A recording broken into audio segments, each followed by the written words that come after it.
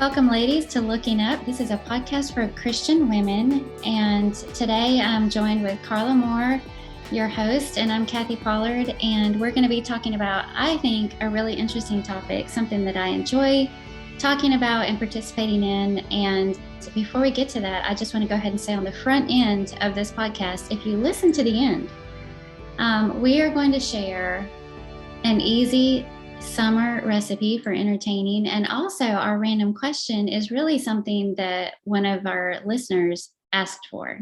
So hopefully you'll be able to listen to the end. We are so thankful for every time that you join us and listen in. For those of you who visit our Looking Up group on Facebook and interact with us, that's so much fun. But before we get into our topic, Carla, I know you have things to share, but I want to hear about this ice cream social that you've planned. Oh, it was fun, but it was so hot. It well, was perfect so hot. For ice cream. Yeah, well, except that there was only actually two of us that made homemade ice cream, and the rest were mostly Bluebell, which is fine with me. But they were in, the little cardboard cartons, which they sat. And I mean, we went through the line fast because I knew if the longer we sat, or the longer it sat on the table, the more it would melt. But it was fun, and by the end of the line, we just needed a straw to just stick into the cartons of ice cream and just drink it down. It was more like cream than ice cream. Milkshake. But it was fun. Milkshake social. Or cream social, not ice cream, but cream social. So you had it on your deck?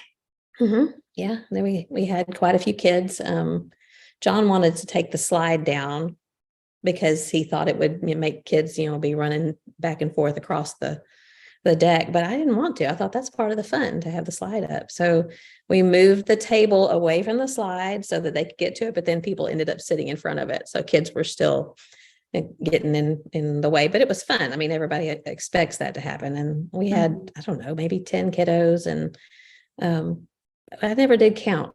Preacher count is always more than what is real. We probably had 50. So it was it was good for a Sunday night that's hot and people knew they were going to be outside.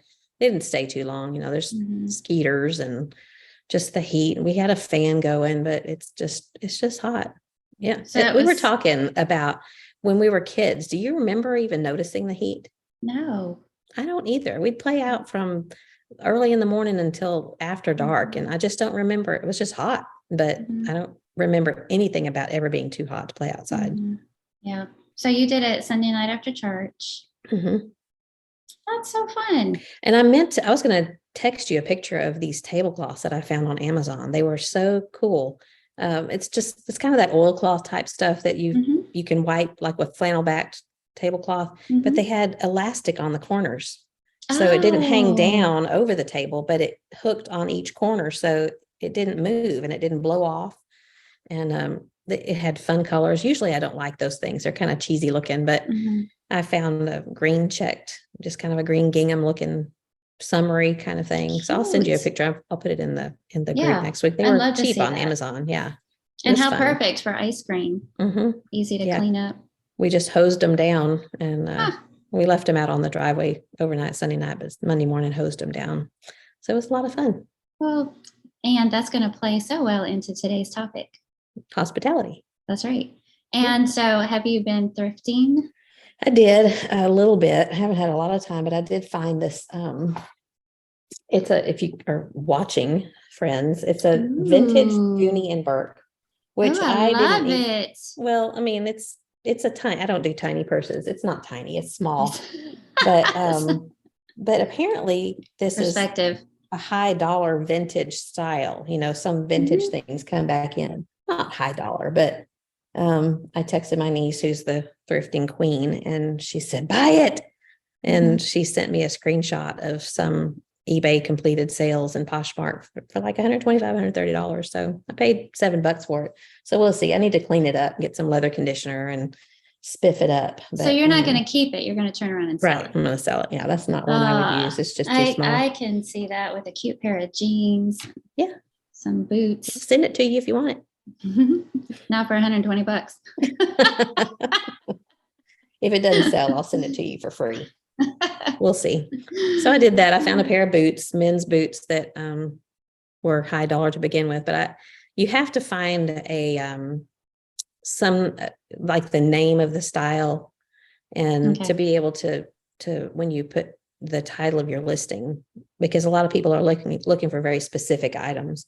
So I know that obviously the maker of the boot, but I don't know the style. I just have to do some research before I can list them. But they were like, I think $600 boots to begin with. Whoa. Of course, they're used. They're not worth nearly that much. But if I paid $10 and can make 100, I think that's a good deal. That's a pretty good deal. Yeah. Yeah. Very fun. Well, what about things on the homestead? What's new? Well, I'll share a negative thing and a positive thing. Okay. A negative thing is I made sourdough bagels. How's that negative? Well, because my sourdough is hit or miss. I just cannot figure it out, to where I'm confident in it. Like I will probably never do sourdough for company because who knows if it'll turn out. Say, what do you mean? What would be bad about it? Is it not rise, or it doesn't taste good, or what? I don't understand what you mean. It's the texture. It's the bagels looked great, and I did sesame seed bagels, so they looked wonderful, but they're too dense on the inside. They're too dense. They're slightly, I wouldn't say gummy, but I like them chewy. Well, this is beyond chewy. The texture is just off. And that's my issue with sourdough, is sometimes it just turns out too dense. And I can always tell, like when you're doing regular bagels and you drop them in the water, they tend to float. They might sink for a second, but they'll come right back up and float. And it's really easy to flip them. Well, these went straight to the bottom and stayed down there. And then when I lifted them out, I could tell that they were heavier than they were supposed to be, so I was like, great. And when you look it up, this is the frustrating thing. So if you are a sourdough person out there, anybody, help me. When you look it up, why is my sourdough dense, or whatever, it'll say, well, it's really easy to fix. You either overproofed it or you underproofed it, or you've used too much liquid, or you've not used enough liquid. It's stuff like that. So I'm like, no, I just want you to say, what's this one thing that I need to fix? So I don't know if I need to proof it longer or proof it less, or do you keep notes, like, so if you made it, it was good and this is what I did? No, I don't. And part of the problem, I think, is because I'm keeping mine in the refrigerator, because I don't make bread every other day. It's more like a once a week kind of a thing.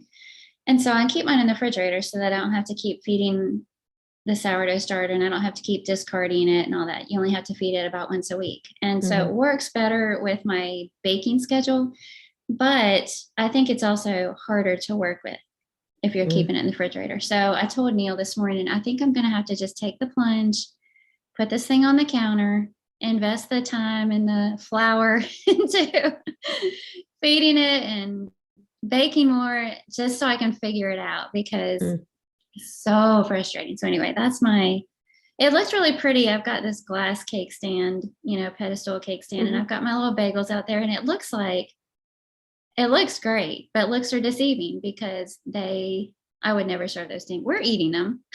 We're still eating them. Yeah. But well, you're pretty particular about what you serve.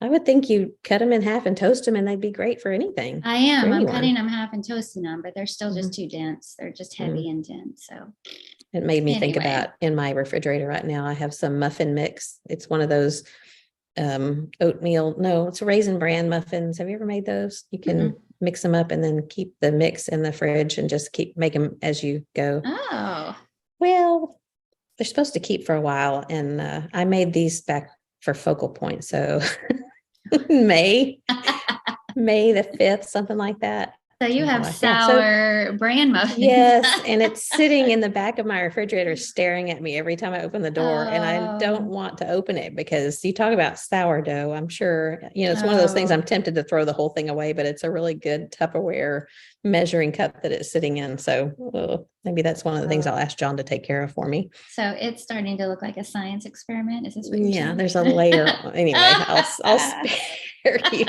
It looks like oil on top, so it maybe. Anyway, so what's your positive thing? So I've never heard of a muffin recipe that you can do that with. I've heard of bread recipes that you can keep in the fridge and just pull off like a loaf of bread. You can just pull off what you need and make small loaves, but I've never heard of that with muffins. I'm so intrigued. Well, it is a good recipe. It's just made with raisin bran and buttermilk. And so it makes a ton. Like you can make 2 dozen and then have 2 more dozen sitting in the container in the fridge. And the recipe says it keeps for up to 6 weeks. So it's been Wow. 2.5 months. Yeah. I haven't ever tried it. Say I haven't ever tried it that long. Well, apparently I've tried it this time, but I'm not going to make any more out of it. It looks gross, but yeah. And they're good. They're not healthy. I mean, they're bran. They've got bran in them and they're not healthy.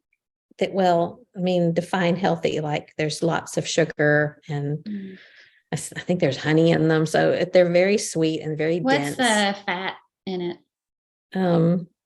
Some kind of oil. I can't remember what kind of oil, maybe just vegetable oil. But anyway, I'll send you the recipe. And they're good for breakfast, but they're also they're not any kind of calorie counting person's friend. So okay. Yeah. Okay, what's your positive? You can share that in the group also. Yeah.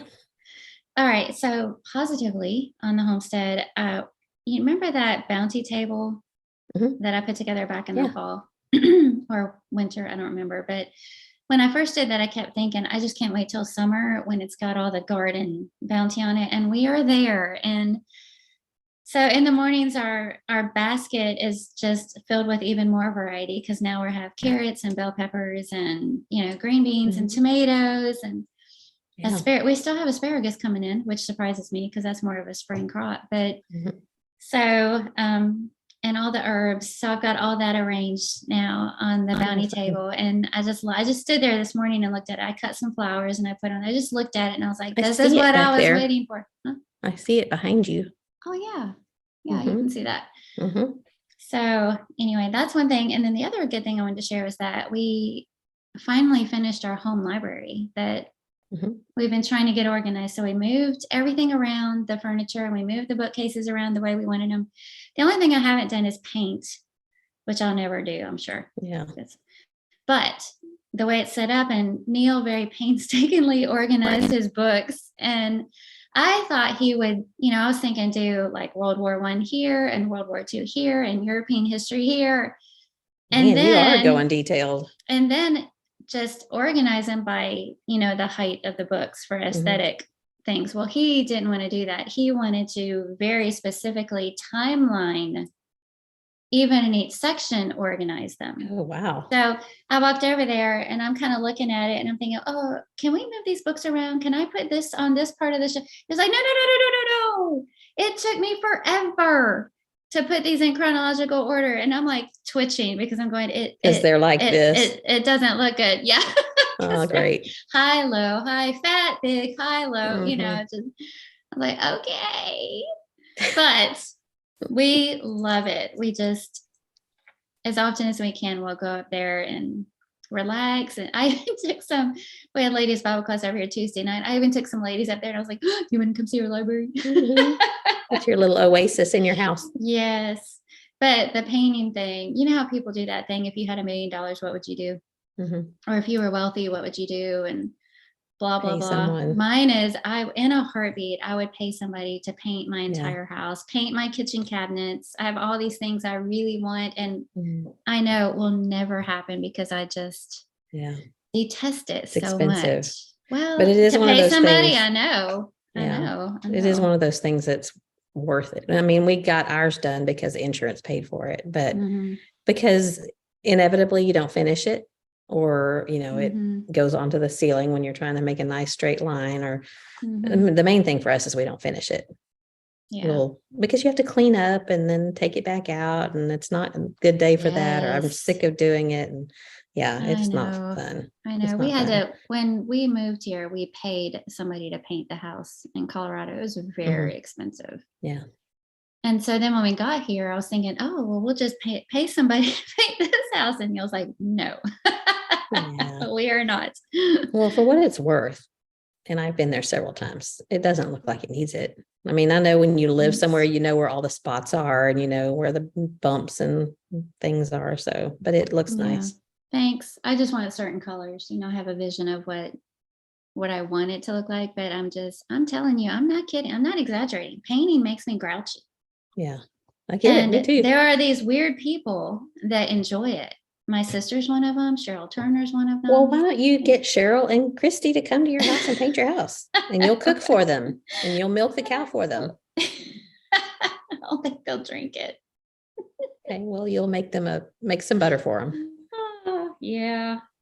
It's funny you said something about your harvest. I need to do a GoFundMe. My daughter-in-law, Alyssa. Good luck with that. Paint my house. We'll cook for paint. Yeah. Anyway, Okay, my daughter-in-law, she sent me a picture of something. She said, you need to get this for Kathy. Next time you need to get her a gift. I'm not going to tell you what it is, but it has to do with your harvest table. So, and it was so sweet because it was exactly something that you would like. And she noticed it and took a screenshot and sent it to me. Oh, that is sweet. Yeah. Thanks, Alyssa. Mm-hmm. I look forward to that. Yeah. Next May. Well, your birthday's a long way off, so it's gonna be a while. Maybe next harvest. Have you ever used this stuff called the Downy Wrinkle Release? I feel like I'm doing a Vanna White thing. No. I was just going to tell you that this is my new favorite thing. I know we're not doing a favorite thing episode, but this will save you from ironing. And I don't like to iron. Oh, so it's not. I mean, it depends on how. It's just instead of ironing. I did it on this blouse. I mean, it's denim. I did use my curling iron on this part right here, but I mean, have you not ever done that? If you have a straightener, you can just iron your collar with your straightener or your curling iron. You're so smart. I never would have thought it. I'm not good at thinking outside the box with things. Oh, I just don't like to iron, and we can't leave it up because a lot of different reasons we don't leave it up. But this stuff, I've used it like 5 or 6 times now in the last couple of weeks, and I just don't like to iron. So you just spray it and it makes all the wrinkles kind of relax. It's not perfect. I mean, you can see my shirt is not perfect, but it really does the trick on, like, if you're wearing linen, which doesn't stay ironed anyway, it just relaxes all of the fibers somehow. So do you and it makes it smell good. Do you keep that in your purse? And if the wrinkle pops back up on your linen shirt, you just let's see if I can fit this in this. Yeah, it won't fit in that one. Oh, it will fit in that one. Can't take anything else, but it fits in that purse. Well, we did try that little trick the other day where you throw something in the dryer with an ice cube. Have you heard about that? And it actually worked. It was a shirt that he was changing really quick. I was still getting ready. I said, throw it in the dryer with an ice cube. See if that works. It did. It worked. Did it make noises like clunk, clunk, clunk? No. Until it dried. And it only took a couple of minutes. It didn't take long at all. He just pulled it back out and the wrinkles were gone. Yeah. I've done that more, I guess, with like a wet piece of, like a bath rag or something. I wet it down and toss it in, and just having something wet, steamy in there with it helps. Anyway, did you buy anything yesterday on Prime, Amazon Prime? Yes. Yeah. Yes. I got this watch. You've already got it? It came in. I bought mine 2 days ago. It came the very next day. Nice. And see, there were a few things that we bought. Some more outdoor lights. I think Neil got some cologne and some K-cups. Nice. How about you? Yeah. I got a kettle, an electric kettle. I couldn't find your exact one. And it was literally 11:51 p.m. last night. And so I didn't have time to go searching. Into the wire. I did. I didn't have time to go searching for the one that you had shown me, but it's an electric one. It's not that fun green, but it's a matte black, and I like that too. So I got that for a pretty good deal. It's funny because you can tell our age, because most of what I found was like arthritis Tylenol and magnesium and CoQ10 and not fun stuff, but I got a few things like that. But it was fun to look around. It was fun to see people's posts yesterday on social media about what are the good deals. So I should have gone back to that favorite things episode because I didn't think about that. I know there's some things that you mentioned that I still haven't picked up that I want to. I didn't even think about that. Yeah. Rats. Oh well. It was probably a big racket anyway. I'm content with what we found. Me too. Yeah. We actually got the solar outdoor lights this time instead of the kind you had to plug in. So like deck lights? They look like those, Edison bulbs like we had before, except these are solar. So do you not have to plug them in at all? Oh, that's smart. There's a solar panel that you set either on your deck or in the ground. And then when it gets dark outside, the lights automatically come on. And how long do they stay on? It says 8 hours. What if you don't want them on? I don't know about Out of luck. I don't know about that. I don't know that. I'm trying to think if there would be a time when I wouldn't want them on, but I mean, we have 3 sets plugged into one plug. So every time I plug them in, I'm holding my breath like it's going to short out the whole neighborhood. But well, we're having issues with our outlet, and I think that's why, because we have multiple sets plugged into that one outlet by the front door. Yeah. And we just a few months ago, we had to change it out, and we did that, and now it's messed up again. And I think it's because of what we're running on it. So that's why we're switching to the solar. Well, I may need a link to that, because once these are out, I might need, I don't know. We have some solar lights like that you stick into the ground. We have some around the little garden in the front, but it's such a smart idea. You don't have to worry about the plug. All right. Anything else before we get into our topic?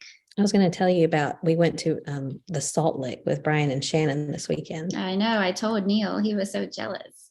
Oh, that's right. I told you about it already. Okay. Well, it was. No, go ahead. Sorry. Tell me again. I forget what I've already told you. It was good. I mean, you like potato salad. Yeah.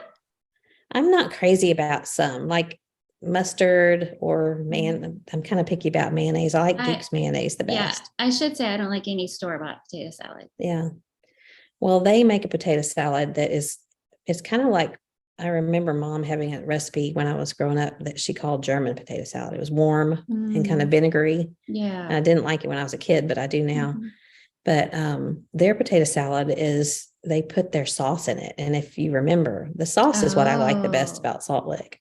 Interesting. That sounds good. Yeah. It's a neat story about the Salt Lick, how it came to be. It was a man that went to, I want to say it was a Korean War, but he married a woman and brought her back. I think she was Japanese. I know it was the Korean War and she was Japanese, but anyway, he brought her back. And so it's just kind of a twist on some of the recipes that they have.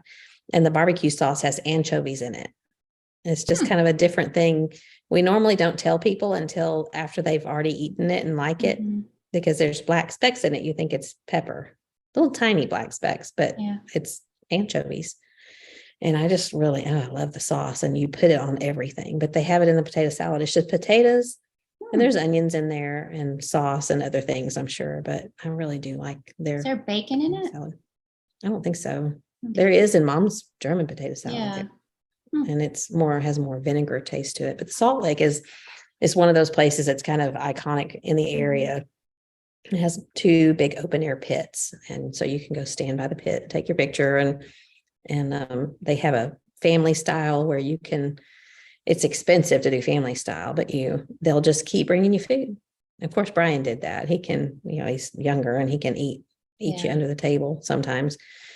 But anyway, it was fun. It was good. And a couple of Food Network stars have listed that as one of their favorite places. Bobby Flay and who's that Duff guy? I don't know. The cake guy, Duff somebody.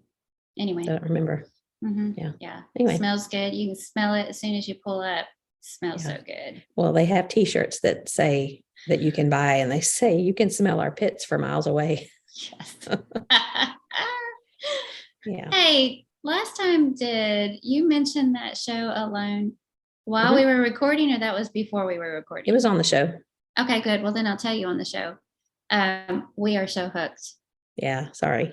We started watching. Remember, I asked you, I was like, where do you watch this show? We started watching it. We've already watched the entire first season. Yeah. I loved how it ended. It was awesome. And I can't remember which one was the first. I'll go back. I'm not going to say, because I don't want to give anything away in case somebody starts watching it, but it's really well done. It's very interesting. And then we started the second season, but it was in the same location. And like the first 4 individuals that they introduced us to, we really didn't like. So we actually skipped that one. And now we're in the third season, which is in Patagonia. Yeah. And anyway, it's really good. So just Thanks for that. Yeah. I can't remember which season, but they do one that's couples, and it's not necessarily Oh. male, female couples or husband, wife. It's like brothers or Mm-hmm. father, son. And we liked that season a lot, Mm-hmm. but the premise of that one is they drop them off at different points and then they have to find each other. Oh, okay. And then they spend the rest of the season trying to survive. So, Okay. yeah, That really would change it, because one of the biggest challenges they face is isolation. Right. And all of them, it just kind of makes them go crazy. Yeah. If I And get remember right, really contemplative, and it takes them a while to find each other, like a week. oh, Because you're going through real dense forest, and yeah. seems like, it's been more than a year probably since I watched that one, but like half of the couple, one of them stayed wherever they dropped them and began the shelter. The other one has to find them. Okay. But it's really neat when they find each other, they're just so glad to see each other. Oh, that sounds good. It is a good series. All right. I didn't pay attention to what time we started. Did you? Oh, I didn't set a timer either. Rats. Whoops. Okay. So anyway, I'll look now. Okay. All right. Now, are you ready? Yeah, I'm ready. All right. So we're going to talk about pursuing hospitality. And I wanted to bring up this phrase that I ran across. And the reason I thought about doing this one is I actually came across this idea for entertaining people in your home because I've created a Pinterest board called hospitality, because I ran across an idea that I thought was really cute, something you could do when you have people over. And you know how on Pinterest, when you save something, then a bunch more things like that show up in your Pinterest feed. And so that's what started happening. And I started seeing all of these really cute ideas or good ideas of things to make or do when people come over. And so I created that board. Well, one of the things I ran across was actually a book, and I don't have it. I've never read it. I don't know anything about it. I just loved the name of it. And it was called, I know I wrote that down in here somewhere. Hang on just a second. It's called How to Be a Gatherer of People. Nope, that's not it. That's the article. The book is called, all right, here's the book title. I'm ready now. Okay. Dinner Changes Everything. Menus to Create Connection. Cool. And I just got hung up on that because dinner changes everything. Menus to create connection. And I thought that is so true. And it just really, really makes a big difference when you have somebody in your home or you're in somebody else's home. It just changes your relationship. Yeah. And it seems to me, if it's somebody from church that maybe you haven't spent a lot of time with, the next time you see them in the building, it's just different. You smile at each other a little differently. Your eyes light up a little bit differently. There's just something special about getting in each other's homes. And I think it even goes beyond going out with people. Going out with people somewhere is still good. You're still spending time together outside the building and fellowshipping together. But I don't know. It's just not the same. And I think when you have somebody in your home or you go into somebody's home, you're really inviting them into your personal life, your personal space, and welcoming them into being a part of your life. And I also think that you're also showing a little bit of vulnerability, because going out to eat is such a neutral space and everybody can just order what they want. You can leave what you, but having somebody into your home, you want it to look nice, and you hope the food's okay. And there are all these things that we can kind of put on ourselves, a little bit of pressure on ourselves, and it just makes you a little bit vulnerable. You want them to have a good time. You want them to feel welcome. You want them to want to come back. Yeah. So there's just something extra special about opening up your life that way. And I think you just create these connections. And it's not even about what you eat or what your house looks like or what the table looks like. It's really not about any of that. It's just opening up your home to people and inviting them in. Yeah, exactly. I've mentioned this article before, the one that Laura Warnes wrote, that's called Hospitality is Not About Me. And it is so true. It's not about making your home a showplace so that you can impress someone when they come in. But hospitality, the heart of it is serving others and making people feel comfortable and welcome and at ease. And so it's just to me that we have to get over, if we can, do our best to get over that whole thing about trying to make everything perfect and impress someone. Because when you really think about it, why do we try to impress someone? Pride. It's pride, yeah. And it just doesn't help the other person, because if they're impressed, a lot of times they'll admire you, which is fine. But have you done anything to put the spotlight on them and away from yourself? It's kind of like shining the light on yourself. And I don't want to sound too harsh about that, because I know we just want to welcome people and we want them to think that we live in a nice, clean place. We don't want to give the wrong impression of just being a slob or whatever. But again, hospitality is not about me. It's about you when you come into my home. And once we get that into our heads, I think it just really helps just to get past the being afraid to open up and invite people in. But it takes a while. It does. And that's so true. It's really, what's your focus on? Mm-hmm.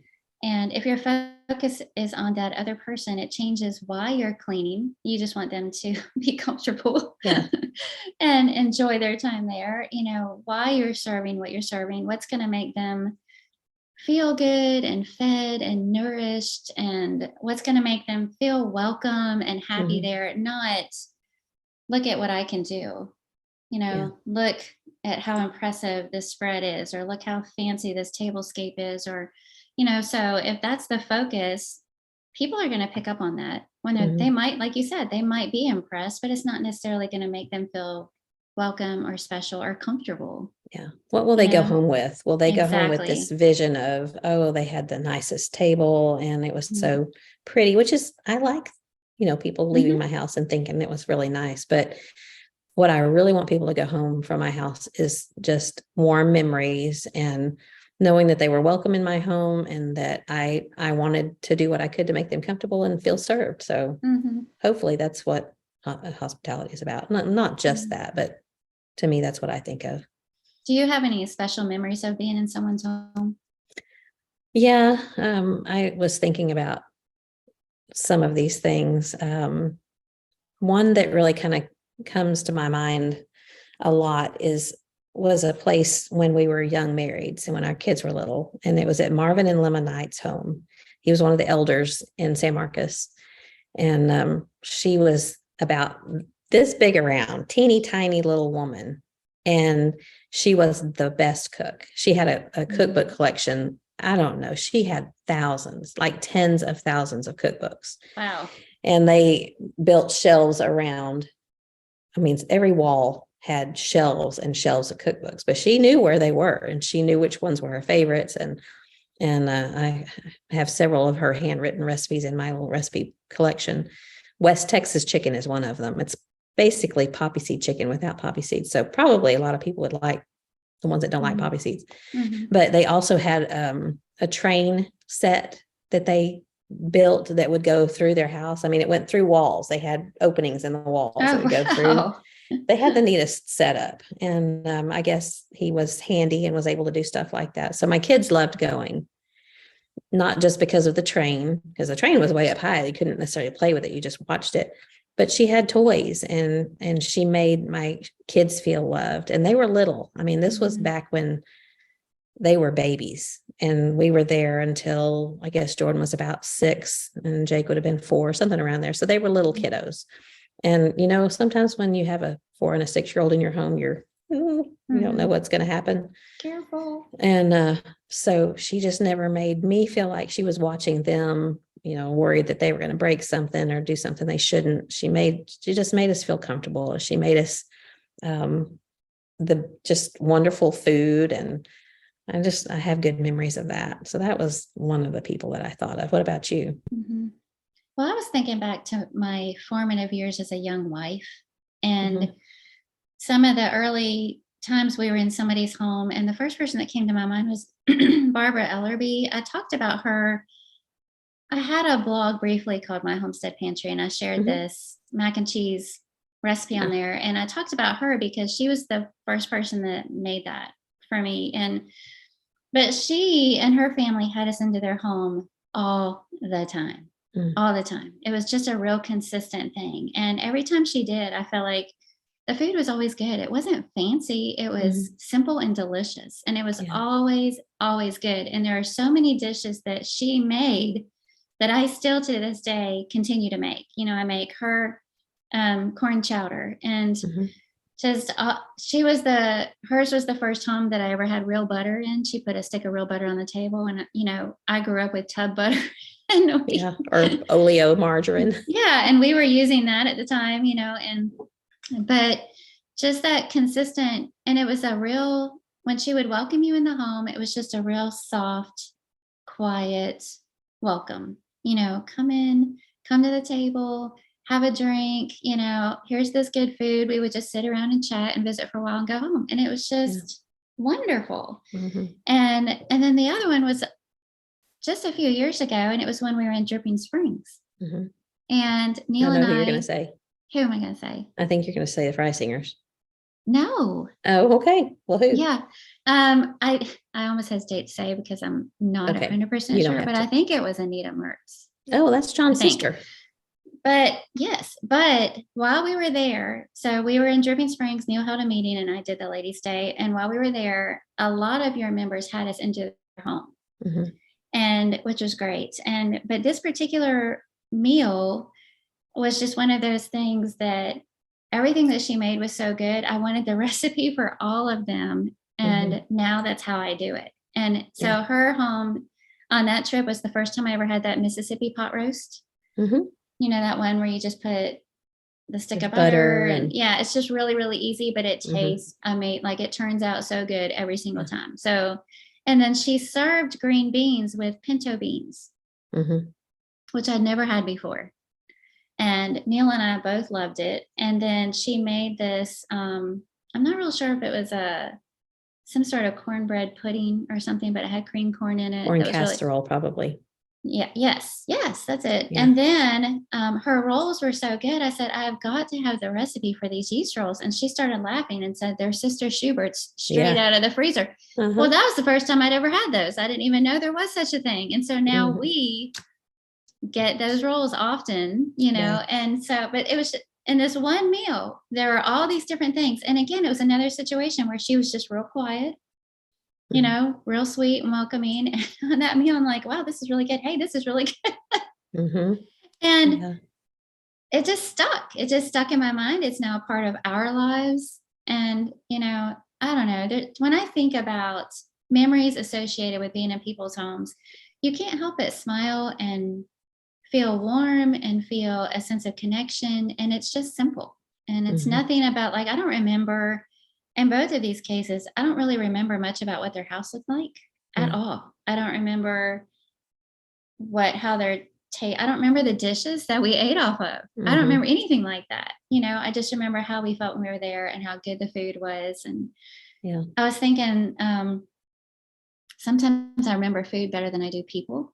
It's because, What does that yeah, say about you? I not anything good. But Neil will say, "Do you remember meeting so and so?" And I'll go, and he'll say, "I held this meeting and blah blah blah," and I'm still going, And then he'll say, "Well, they had us over one night," and I go, "Oh, what did we eat?" Yeah. You know, oh, is that the one where she made that homemade German chocolate cake? And he'll Yeah. go, "Yes," and I'm going, "Now I got it." Uh-huh. So Mhm.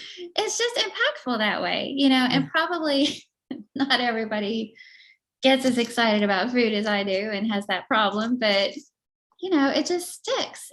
Yeah. Being in people's home, people having you in their home, it just sticks with you. Well, I'll tell you what sticks about being in your home. Oh, Yeah, because I made some notes about that. I was just thinking about oh, coming into your home, and first time was in Colorado, and you made that chicken. Is it chicken pot pie that has the eggs in it?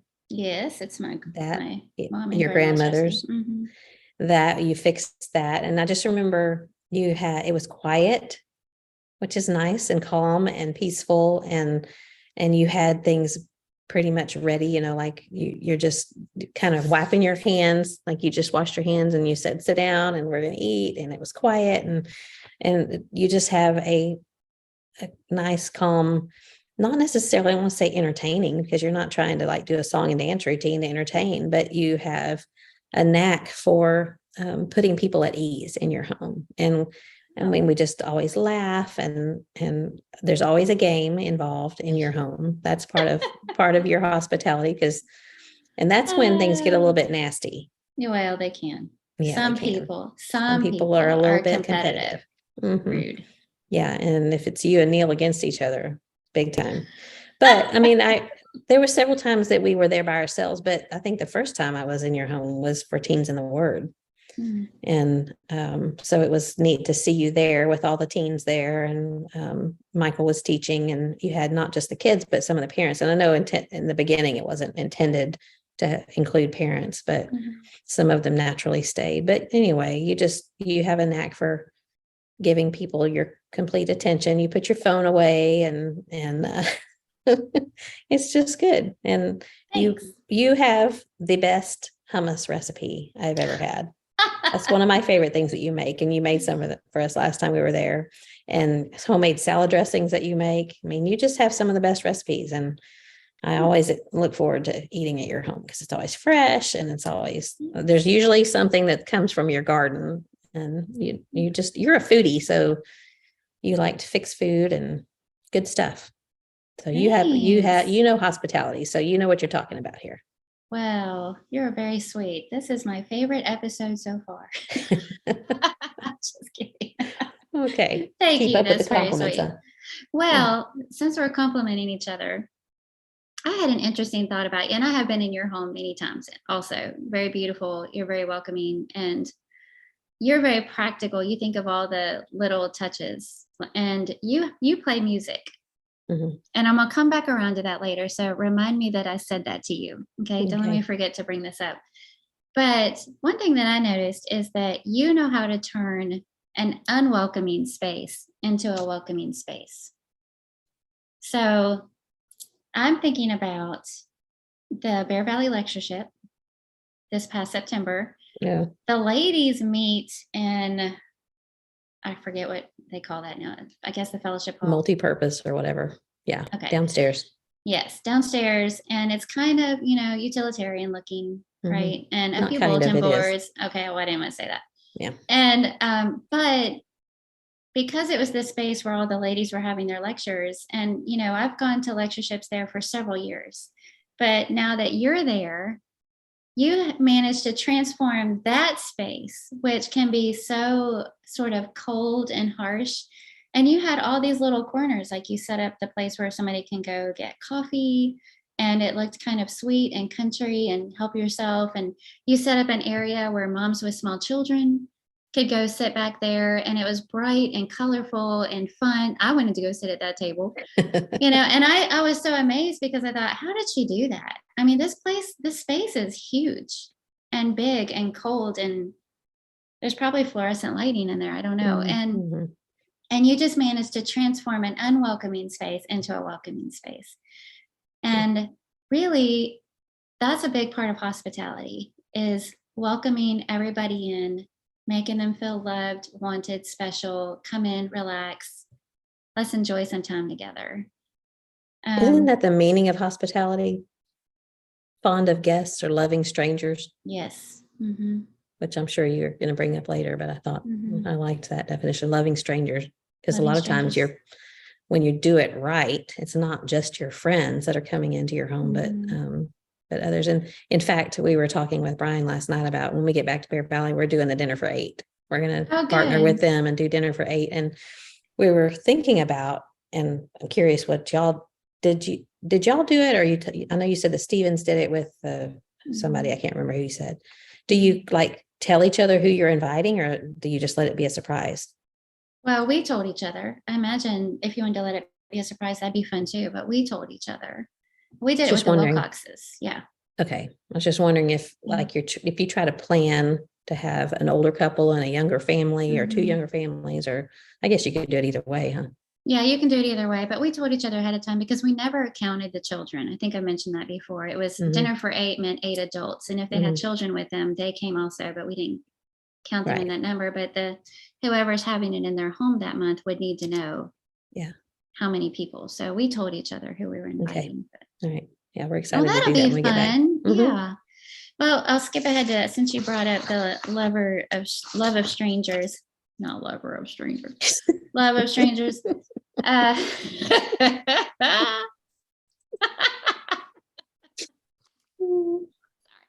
Okay, moving right along. All right. I'm trying There's to a say lot of ways you can take that. trying to say a scripture, Carla. Anyway. Go ahead, lover of strangers. Stop it. All right. So 1 Peter 4:9. My eyes are watering. Show hospitality to one another without grumbling. And then Romans 12:13, seek to show hospitality. It's part of that whole section on how we treat each other. But you mentioned what the word literally means. And so I am no Greek scholar, but the first few letters of the Greek word are PHILO. So you can kind of see that Love. Brotherly love word in there, but it's also has an XENIS on the end of it, which I can't. I listened to it. I made it. Yeah. All right. So yeah. Now I can't remember, but it has that X sound in it. Philoxenos, something like that. Okay. Literally. I'm not a Greek scholar either, but I play one on TV. Literally translated love of strangers. And the idea there was a benevolence done to outsiders that didn't have a place, needed a place, or they were traveling and they needed people to provide homes for them. And Jesus was counting on that when he sent out his disciples. You know, he was counting on people to be hospitable and take them in as they were traveling. And so that was a big part of the emphasis there. It wasn't always just about, you know, having people in your home for a meal. There was a legitimate need for people to have a place to stay and for people to be welcoming and open their home and to do that without grumbling, you know, the inconvenience or the unexpectedness of it or whatever. Their homes were different than ours. I read something interesting about that it was on, I found it on Bible Hub, but pulpit commentary said hospitality must have been a necessary and often a costly duty in the early ages of the church. There was no public provision for the poor. Christians traveling from place to place would find no suitable shelter except in the houses of Christians. They would be obliged to avoid the public houses of entertainment, where they would be exposed often to danger, always to temptation. Only the private houses of Christians would be safe for them. Hence the use of the, quote, letters of commendation mentioned by Paul in 2 Corinthians 3. Those who brought such letters were to be received in Christian homes. So I thought that was interesting. Yeah, that's good. Yeah. And one of the people I think the most of with that is Denny and Kathy Petrillo open up their home, not just for dinners, but they let people stay with them for long periods of time while they get their feet under them. So I admire them so much for that. Yes, they do. They've done that a few times. Yeah, that's good. When I was looking up that word and what it meant, it was benevolence done to those outside of one's normal circle of friends. And I feel like that is so relatable for us today because we're all comfortable with our normal circle of friends. And maybe we need to challenge ourselves more to bring others in. And I found this, that same Cider Press Lane is who did the book Dinner Changes Everything that I mentioned earlier, Cider Press Lane. And on their website, they have an article. This is the one I mentioned earlier that I thought was the book title. It's called How to Be a Gatherer of People. And I just love the way that's worded. And I thought that's what I'm going to call this episode. Be a gatherer of people. Like and so they had these little tips on how to be a gatherer of people. And the first one was keep a list. And it was to bring people together that in many ways would be left out or forgotten. So people that you might see, people that you run across, single moms, widows, new Christians, the person that stands in the back and leaves early, you know, from church or other events. And then they said, so refer to this list anytime you're having a gathering in your home. You don't have to invite everybody on this list, but pick one to include in your gathering. And, or if you're just heading out for coffee with friends or meeting a small group for dinner, refer to that list and just pick one to join you in that, and invite them in and be a gatherer of people. And then they also said, bring people along with you to be gatherers, build an army of people that want to include others and make people feel welcome. That's what I was thinking about that dinner for 8, is that you have a level of comfort because you're doing it with some friends, but yet, so you're comfortable with each other, but yet you are stretching out of your comfort zone and getting to know people that you don't know as well. And also I was thinking too, it doesn't have, in fact, probably shouldn't always be a couple, but pick a couple of college students or a couple of young professionals or a couple of widows or widowers, and or even, it doesn't have to be dinner for 8. It can be dinner for whatever, just call it dinner for 8. But find people there's just so many lonely people, and they just need kind of an introduction into comfort with some other members of the church who will welcome them and make them feel at home. So I think that's just such a great idea. Well, and for those of you, I think we've talked about that on here before, but for those of you who don't know, dinner for 8 is just an idea where you can share hospitality duties sort of in a way. Maybe you and your husband can join another couple, and each month you take turns hosting it in your home. So let's say it was both of us, doing it. Then one month it would be in my home, and we would each invite 2 other people to make up dinner for 8. Now, those people might have children, that would also come over or whatever. And we would both go in together on making the meal, only it'd be in my home. And then the next month it'd be in your home. We'd both go together, putting the meal together. We would both invite a couple of extra people to bring. And you're just sharing the hospitality duties, making it easier to have conversations because you also have friends there that are doing it with you. But also every single month, you're getting together with people that you usually don't get together with. So it's just kind of a fun way to do that. You're widening your circle. And, you're not excluding your own friends, but you're widening your circle to include others who you might not necessarily consider friends yet. But when you do that, you make a friend, and you are doing exactly what God wants you to do. And thinking about that passage, it talks about when you do it to the least of these, you're doing it for me.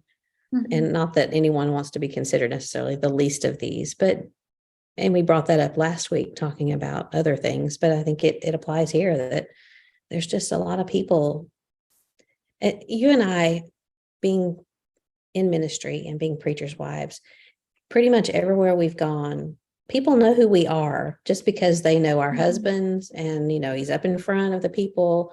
So that's right. They know our name. They know a lot of things about us that maybe we didn't tell them, but it's just kind of public knowledge. And so I forget sometimes what it's like to go into a new congregation or a new place and to not be known. And you have to be the one to kind of make yourself available. And if other people don't widen their circle, then you're just left standing on the outside. That was going to Bear Valley was different for us because we went in with the school. It wasn't necessarily as the preacher, and we still knew more people. We knew y'all, and y'all introduced us around and helped us to make friends, but it was just a different experience for me. It was good, but it was still a time that I felt, the first time in my life that I felt like I needed to maybe put myself out more than I had before. And I should have already known that, but it was really, really good for me to see it from that perspective, how I need to go now that I'm more comfortably, know people. I need to be the one to go and extend my hand to people who are new. It's sometimes hard when you are new because you don't know who's new and who's been there forever. And you don't want to walk up to someone and say, I haven't met you, or I haven't seen you around here. And they're like, I've been here for 25 years. Yeah. Well, Awkward. People shouldn't be that ugly anyway, but it was good for me to understand, sort of what we're talking about, hospitality, but just to put yourself out there, but to be welcoming to new people or people in need, or just use your brain and think who needs time and attention and love, who needs us to extend love. Yeah. And I hadn't thought about that before with you guys, because you're like me, you grew up in a ministry home and then married a preacher. And so it's always been that way for you. Mhm. And same here. And so to move to a new work and have a little bit different role, I hadn't thought about that before, Yeah, but it was good for me. yeah, that's good. And it was Well, probably a lot easier for me than a lot of people, like I said, because we already knew y'all and we knew us and Terry, but it was still just a big congregation full of people that, and I still don't know all of them, obviously, but it was good for me. well, this is one of those topics that we can get really excited about and make plans and want to start and get involved. And probably a lot of people that are listening already are anyway.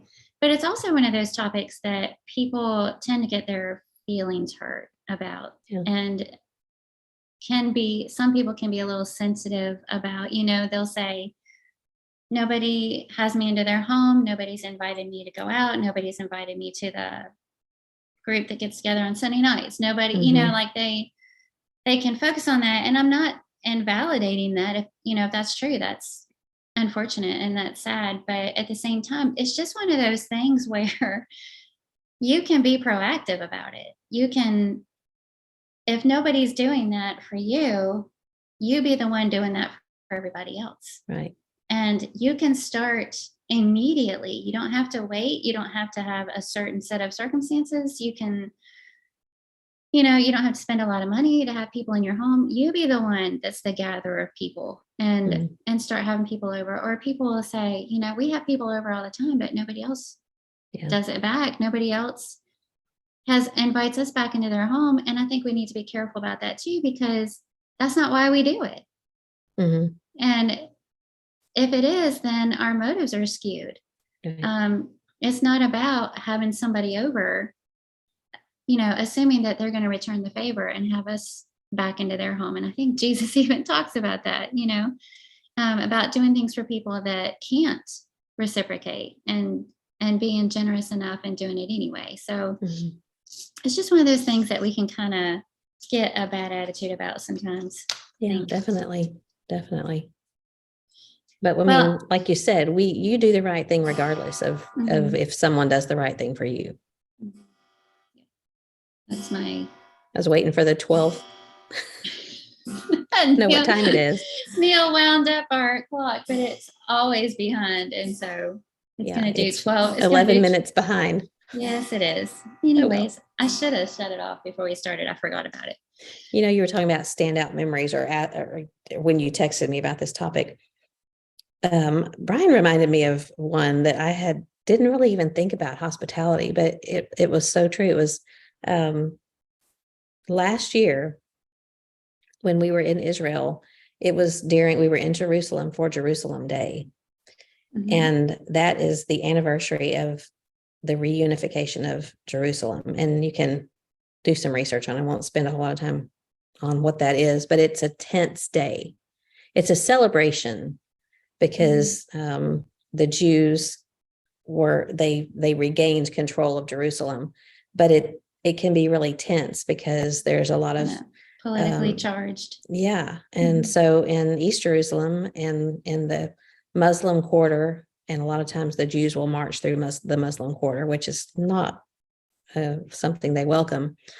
But John and I, that was our free day. Everybody has a free day, one of the days during the tour. And we had gone into the old city. And I can't remember, we were coming back. It was like 3:00 in the afternoon. And we had been warned that like at 4:00, they were going to close a lot of the gates and they were going to shut down parts of the city and allow the parade to go through. There was just a huge, heavy police presence. And I don't want anybody to think that it's dangerous because I never felt unsafe, but it's just tense. I admire how they managed to all live in that little area. And for the most part there, it's peaceful. But we were walking back through East Jerusalem to get to our hotel, which was in East Jerusalem, which is more of the Muslim area of the city. And we happened to run into a man named Muhammad, and he's the one that works at the Garden Tomb. He sells candy at the Garden Tomb, and that's a whole nother story about him. He's been there since he was a kid selling candy, and we got to know him. And so every time we're there, we always tell our group, that he's a good one to buy from, and he's just a nice man. he's Muslim. Well, he's Arabic. I don't know what religiously he practices, but he lives in East Jerusalem. But he was coming this way and we were going that way. We were with Brian. And we stopped and greeted him and talked to him for a minute. He said, well, come up with me to my uncle's restaurant. And by this time, the streets were pretty much empty. Mm-hmm. And I'm kind of feeling a little bit of the urge to get back to our hotel, just to whatever's going to happen is going to happen. There's probably going to be a little skirmish here and there. And there was. But here's this guy. We don't know him very well. And he's Arabic and they're beautiful people. I don't mean anything like this, but we followed him around the corner and up the stairs to this place we didn't know. And he made us a homemade lemonade. They make it with mint in it. Yes, I love it. And he gave us Cokes, and we just sat and we kind of just waited out what was going to happen outside. And his uncle was there, and he was sitting out on it was an upstairs kind of restaurant. And he was sitting out on this little patio, and he was reading the news and watching, kind of looking around. But Brian brought up Muhammad, and he said, that was hospitality. He invited us into his space, but it took a little bit of, not for John or Brian, they were totally okay with it. But I was a little bit like, I really would like to just go back to the hotel. But once we got in there, it was just the neatest thing, because we just sat and we talked about his kids, and we were able to represent Christ to him in a very non-threatening way in his territory. So, opportunities like that are show hospitality too. He showed hospitality to us. We weren't exactly strangers, but we were not, intimate by any stretch of the imagination. So I thought that was kind of a neat thing to think of as hospitality. And it kind of brings up the flip side of it too, is you had to think about that and determine to accept the hospitality. And when you did, it was gracious. It was a gracious thing to do, and of course you were blessed by it ultimately, but just being willing to step into that situation. And maybe this is a good time to talk about some challenges and what keeps us from being more hospitable, because it kind of made me think about how I know one of the biggest things that I have to overcome is when life gets busy, and you're looking at your planner and what the upcoming week holds.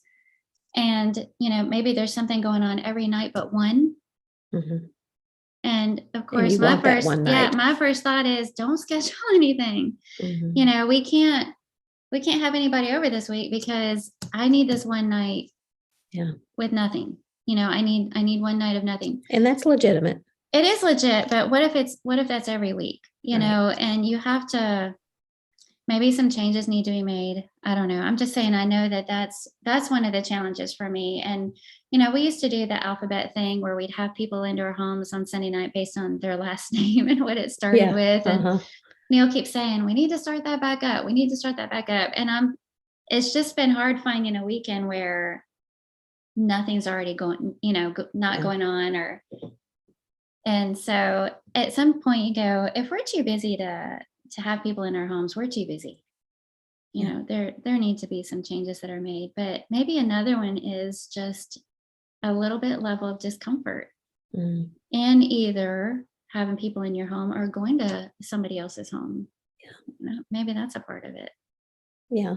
Going to someone's home, especially if you're not a very adventurous eater and don't know what they're going to serve, but I think we can learn something on both sides here to be a little more adventurous and to just try something. And if you are the one hosting and someone doesn't eat it, don't say anything about it. Don't point it out, just let them eat what they want to eat, and don't embarrass them by saying anything about it. But I wrote a few things down. Of course, there's the fear of being judged as far as the condition of your home, whether it's messy or whether it's old, an older home that needs some repairs done, or we have a fear of someone seeing us differently, because once you come into someone's home, you just have a different frame of reference, and we might be afraid of what someone will think about us. But to me, have you ever been in anyone's home when you came away with a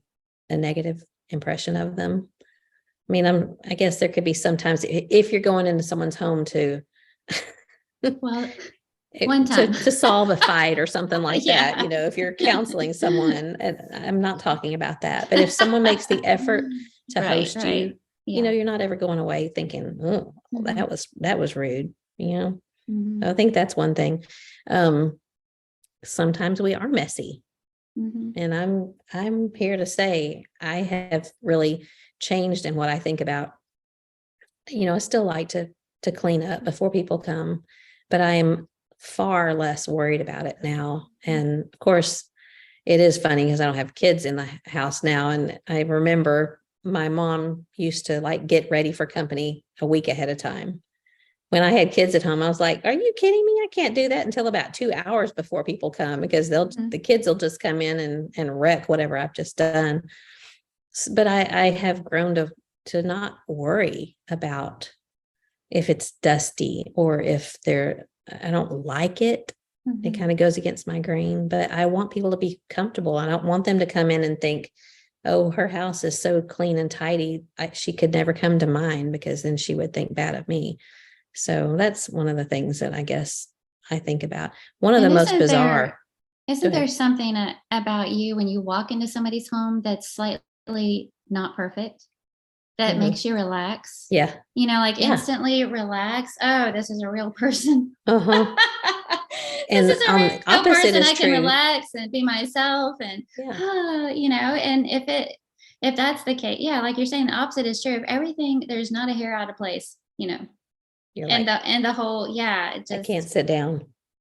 or hope they never come to my house. Yeah. And I think that's the main thing. Yeah. I think that's the main thing and I know we've talked about this a little bit before, but if someone does something so perfectly, you think I could never do that. So you don't even try. Yeah. But one of the most bizarre things I've heard is I don't have enough seats. And I guess maybe because I did so much with teenagers, and they'll sit anywhere on the floor, wherever. So I just never ever did think, oh, peeps, I know people will go, okay, I have 1, 2, 6 chairs there and 4 chairs in here, so I can only have 10. I mean, obviously it's better to have a place for everyone to sit, but there's just a lot of different kind of dinner parties or whatever you can have that are finger foods, and I imagine we'll talk about that in a minute. Thinking about what you serve, if it's easy to eat when you're not sitting down, or if you have to sit in an awkward place. But those, I think, when you don't feel like Joanna Gaines or whoever you want to say as far as entertaining, it's, I think, in a bad way, those home shows have made us feel self-conscious about our own homes, and that's not great. Yeah. Or just social media in general. Because Highlight reel. everything, yeah, highlight reel. We're comparing our behind the scenes to their highlight reel, and everything's perfect and posed. Yeah. And out there. And the Pinterest fails, the nailed it. We see it, it looks great. Surely we can do that. And somehow it just didn't, my charcuterie board didn't turn out like that, Yeah. But we love the nailed it. Of course, it means that they didn't nail it. But we love that. That makes us laugh, and it makes us feel comfortable. So if you do that and have someone over and you didn't nail it, do it anyway. That's right. It'll be a memory. And you can laugh with people about it. Yeah, don't take yourself too seriously, for sure, because they'll pick up on that stress, and it'll make everybody uncomfortable. And I think I shared this with you, not maybe last week before we hit record or something, but we had a group of people over that was all family. But Emily had said to me when we were leaving, "Are you okay?" And did I share this with you or Neil? You told me. And I said, "Yeah, why?" And she goes, "I don't know. You seem distracted or something." And I kind of had, I won't go into all the details, but it wasn't quite right. Things weren't going quite right. And I was distracted by all that. And I wanted everybody to be okay and everybody to be happy and things to go like they're supposed to. And I really hated that I showed that on my face. Yeah. And I should have been more concerned about just greeting and welcoming everybody as they were there and enjoying being with them, instead of being so concerned about everything being just right and then that showing up on my face. And I think that's another thing, that you might burn something might not turn it, you might not have enough of something, You think you've made enough and you haven't. You might end up making something and you find out your guests are all allergic to it, and it's okay. It's okay. Ultimately, you can figure something out. Just enjoy the people that they're there. And that's what they'll leave remembering, is how you made them feel, not. I caught marshmallows on fire one time in the oven. Oh, no. Had a cast iron skillet trying to make s'mores dip. And I guess I was trying to do too many things because I put them under the broiler and then I went to do something else. You can't do that with the broiler and marshmallows. It's bad. So, I mean, we laugh about it, still have people that laugh about it. So don't do that. I found this list of things, and it was about I forget how they titled it. It's something about secrets to getting rid of that awkward gathering, the awkward dinner party. And when people walk in and they're kind of looking around and they don't know what to do, and icebreaker kind of. No, they're not really icebreakers. It's just you as a host is what you can do to alleviate that, just really simple things. And some of them are just common sense, but I thought it was really good. And so, like, the first one is play music. And that's why I wanted to say, remind me that we had this conversation, because you do that. Yeah. Every time I've been to your home, you've had some kind of music playing in the background. And I rarely remember to do that.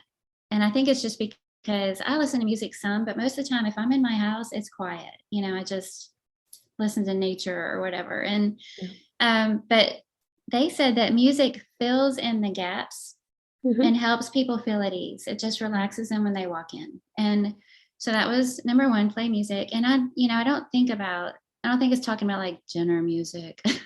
No, you can pick it classical to, music. If you have older people, you can make it appropriate to. Yeah. Create a playlist, play a playlist that's going to make everybody have a good time.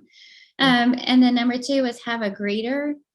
And that's just somebody that's there. Make sure they're meeting everybody at the door as they come, because you might be doing last minute things in the kitchen, but just having somebody there just to welcome, to smile.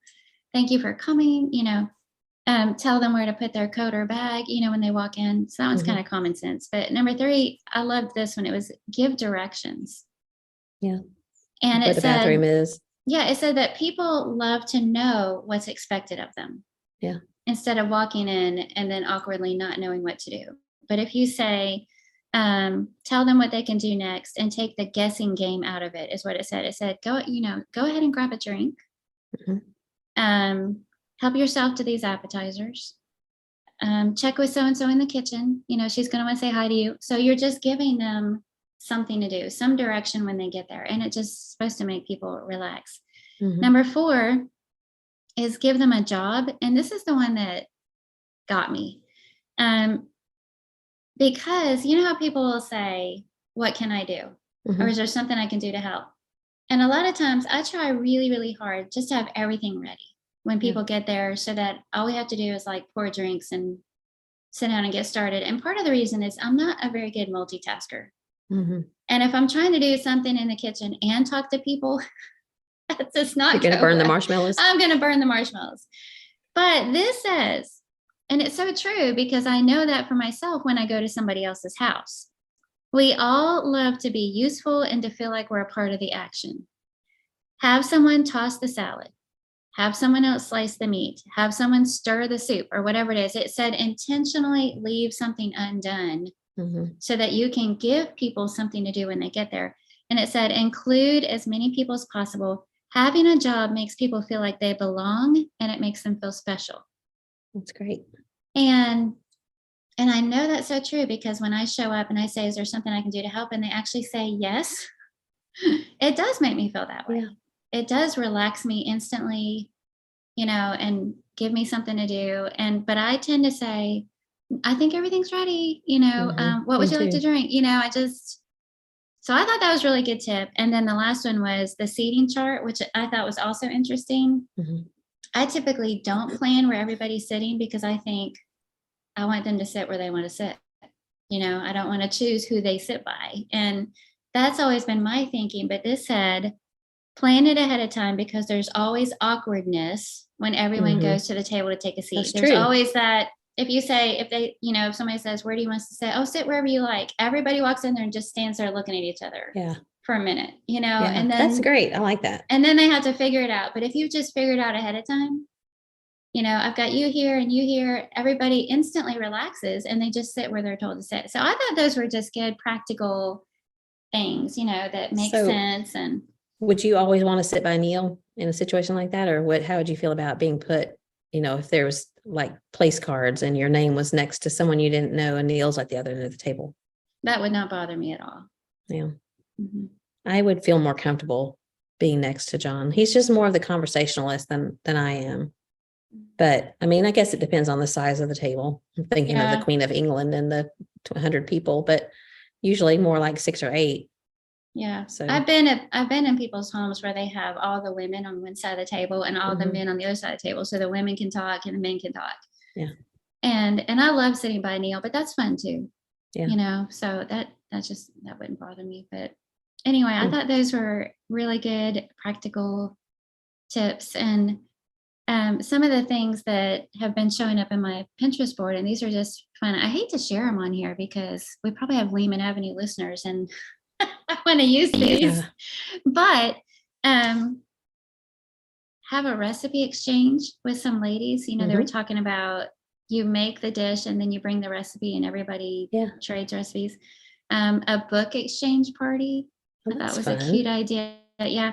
One of them was called Pancakes and Pajamas for dinner, a blessings party. You'd have to be specific on what kind of pajamas. Oh, for sure. One was what was the last one you said? A blessings party. So it was a focus on the little activities throughout the evening, focused on, the different ways that you've been blessed by others or blessed by God or, whatever. It was a real, you could look it up and read up on it. Sips and sweets. I'm just picturing like you're sending out a little text or invitation or whatever, come over for sips and sweets, and and then the last one I'll share was Girlfriends and Gratitude Fall Luncheon, which I thought was a cute idea too. So there's all kinds of things like that you can get ideas for. And so what else you got? We did decades, kind of like what you're talking about, having everyone who, with the last name starting with B or C or whatever, but we did decades. If you're in your 50s, or if your spouse is in their 50s, come over. And we went, I think we made it all the way through, and we had to combine a few because there weren't as many 80s, so we did 70s and 80s together. But that was a lot of fun. The only bad thing about that is you're not necessarily mixing people. It's a lot of people that know each other, but there's a level of comfort there and they enjoy being together. So you could do that and then mix it up and do. In fact, it'd be kind of neat to do the 20s and the 70s. Yeah, that'd be so fun. Depending on how big your congregation is or your group of people. I thought it would. And it was fun. I thought it would be fun to do like a cooking class, and it would depend on what your home is like. I'm trying to think you could do that from your bar. Just a demonstration. It would be maybe smaller, but I've got this big bar here, and I thought I'm trying to think who has kind of a specialty that they like to make, and just say, okay, Catherine is going to show us how to make egg rolls. So then I could set up some chairs and everybody could watch her do it, and then make your own egg roll or whatever. I thought that would be fun. I've not done that before, but I want to think more about that. There's been lots of times we just do conversation on the deck, and we have a little fire pit out there and we make s'mores or whatever. Of course, when it's 110 degrees, you tend to not want to do that, but that might be more of a fall, winter activity. I know lots of people that do mystery dinners, murder mystery dinners. And those are fun. I've attended one or two. Yeah.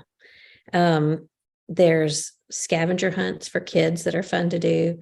And then, something we used to do a lot when I was a kid were themed parties. We had tacky parties. Remember those? I can't see people doing that as much now, but maybe we need to bring them back, a retro tacky party. A twist to that, which I thought was very not nice, was you tell one couple it's a tacky party and tell everybody else that it's a formal party. And so it's that's not very nice, but I remember them doing that one time too, a couple that have a great sense of humor. And so they were the only ones dressed tacky. But we would have 50s parties. So you'd wear a poodle skirt and things like that. Nowadays, you probably would do more like 80s parties, stuff like that. So you dress like you're from the 80s.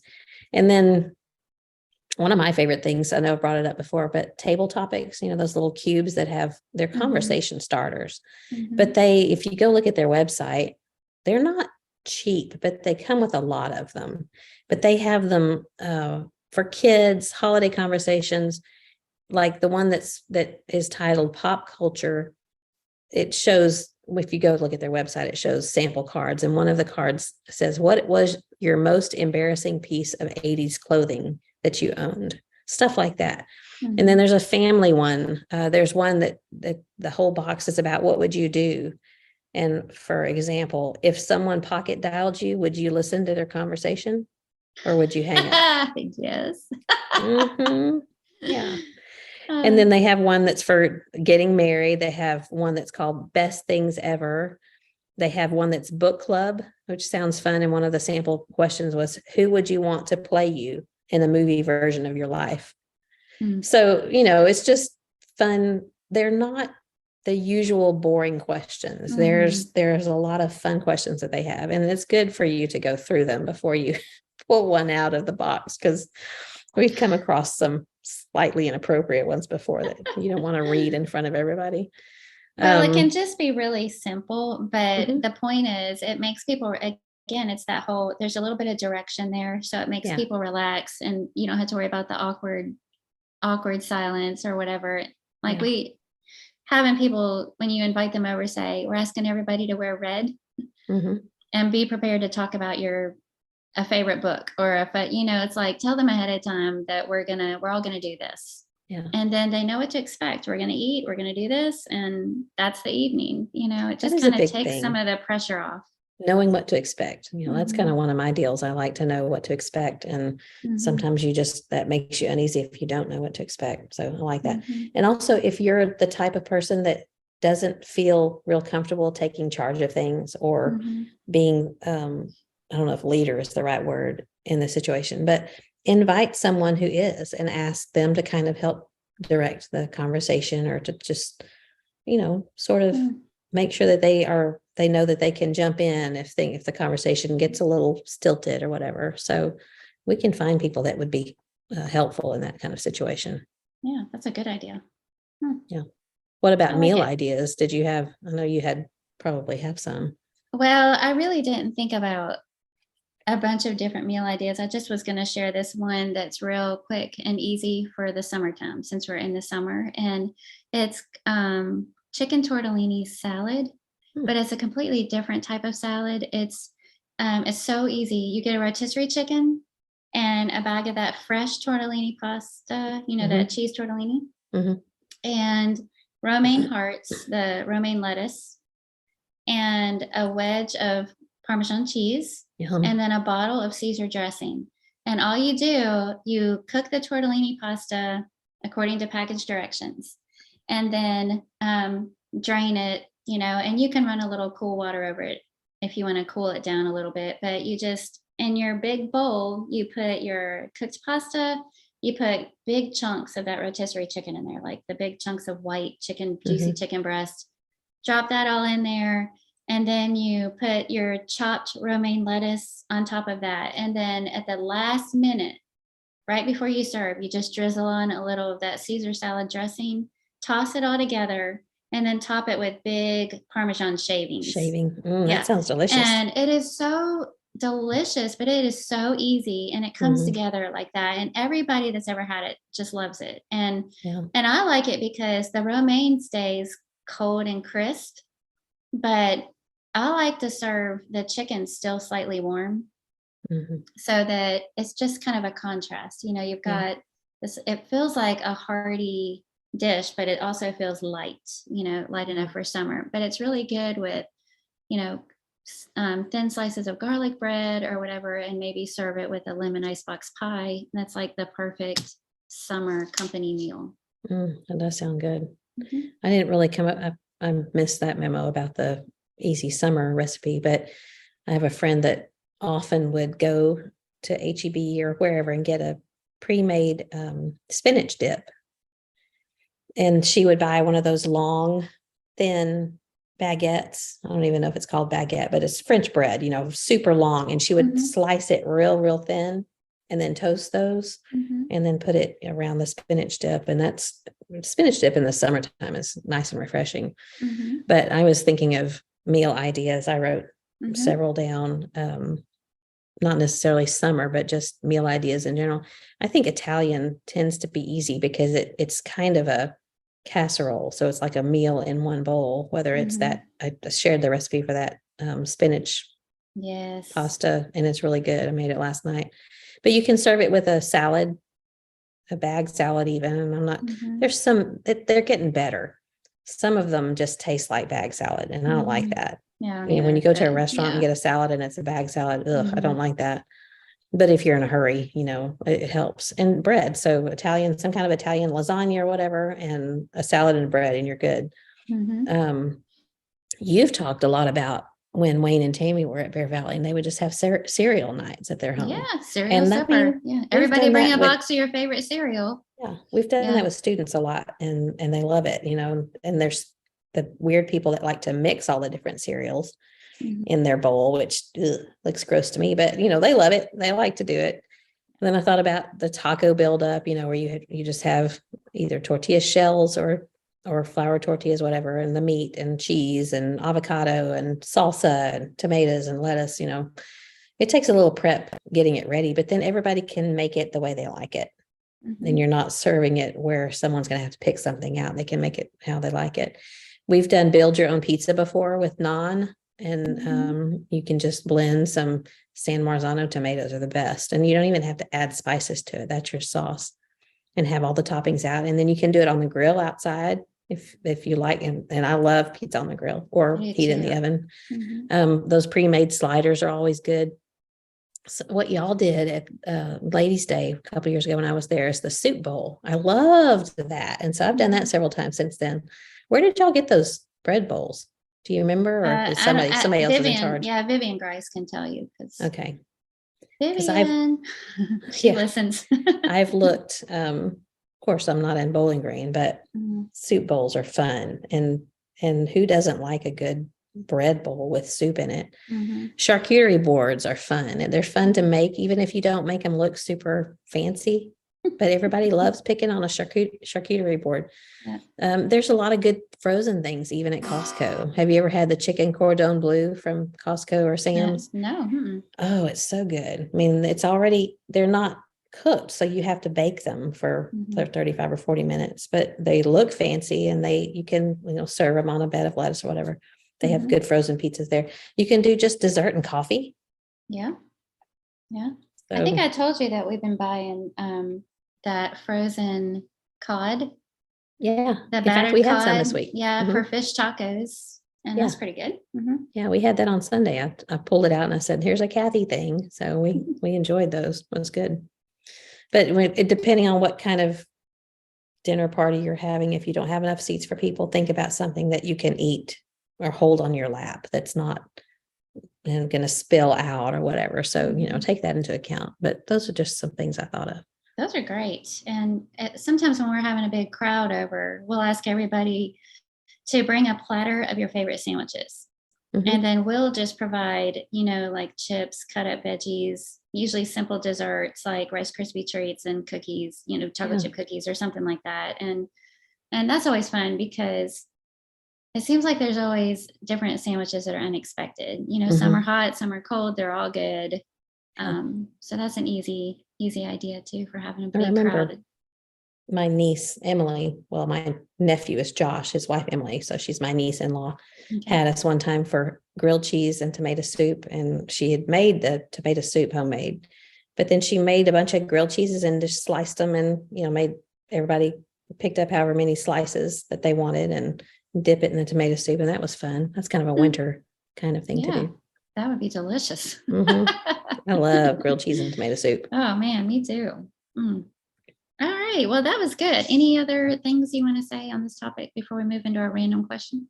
Well, I had something I was going to read. I thought was neat from this Every Moment Holy book. And it's a book of liturgies, and we don't necessarily use those often, but I love to read them because it just kind of makes you, it's an interesting book. It has things to read, even for the ritual of morning coffee. They have something to read. It's for the husband and wife at the close of the day. It's just something to make you a little more intentional and make you draw God into your conversation and to think about how he's involved in your life. And there was one in here, a liturgy to begin a purposeful gathering. Oh. And, it's not something we're going to say. This would be awkward, I think, for us to gather around and have people repeat some of the stuff. But for me to read ahead of time and maybe share with John, or even sometime I may print it out and let everyone have a copy and just to think about it. But to begin a purposeful gathering says, "It is you, O Lord, who have so gathered us from our various places, and you alone who know our hearts and our needs. Among us are some who arrive anxious, some who are lonely, some who suffer pain or sorrow. May we in our joys find grace to enter the sorrow of others. Among us are some who arrive rejoicing, hearts made light by good news, good health, glad anticipation. May we in our sorrows find grace to embrace the joys of others. Let us prize these moments and care for one another deeply, for each of us and our relationships to one another are precious and fleeting." I just thought that was neat to read before we gather together with people to remember why we're doing it. Well, and you saying that, you said something about maybe making copies. And I was thinking of another idea that I read that I forgot to share was when you invite people ahead of time, ask them to send you something like their favorite quote or their favorite Bible verse, and then use that as the place cards around the table. And when people get there, they have to walk around and read them and figure out whose is whose. I love that. So they'll they'll recognize their own, but then they have to try and guess everybody else's. Plus, they get to read the scriptures or the quotes or whatever. So I thought that was a cute idea. Yeah, that is a neat idea. I like that. Okay, so our random question is something that somebody else had asked a while back, and it was, what is your morning routine? So you go first.